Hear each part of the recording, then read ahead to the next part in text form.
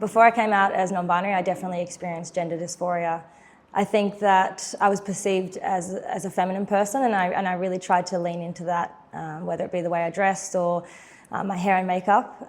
But for me, it just felt that I was always kind of uncomfortable and I didn't feel at home in my body. And it was kind of like this person I was being perceived as, or the way I would perceive myself just didn't feel right.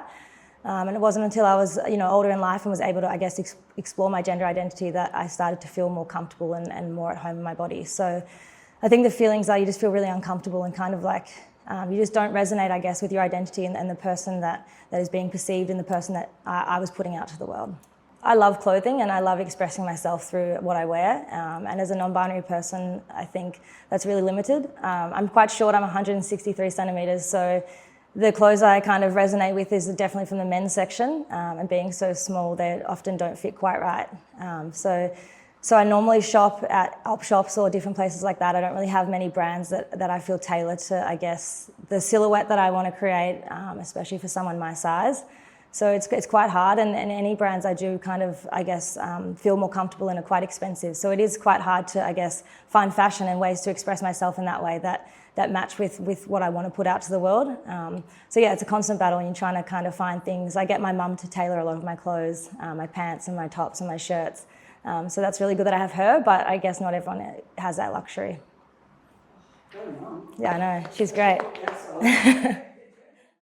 My gender journey was, I guess, really up and down. I think when I came out as queer when I was 15 and 16, I had a lot of queer role models around me. I had a lot of friends that were lesbian or gay, so it made it quite comfortable for me to come out, and I had a lot of conversations around me that I knew that people would be supportive and I'd feel safe. I think when I was exploring my gender, it probably wasn't the same.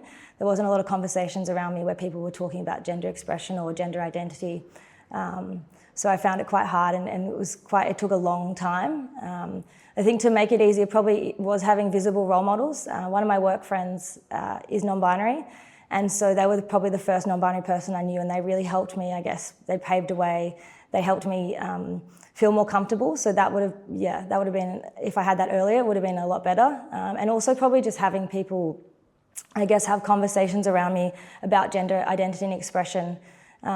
And they didn't have to question me, but more so making it a safe space so I could engage in those conversations and kind of express to them how I felt. Because I think the hardest part is those first conversations and opening the door to talking about that with your loved ones and people around you. So I definitely think having open and honest conversations and seeing those around you have those conversations and show you that you'll be safe and that's a comfortable experience if you did want to come out.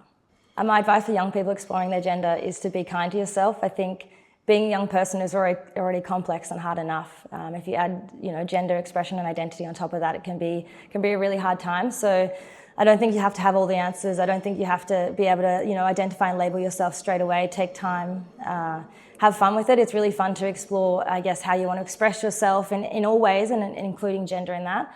So have fun with it. Be kind to yourself, and I think it's easy to say surround yourself with a safe environment and people that make you feel safe, but I know that's not always easy.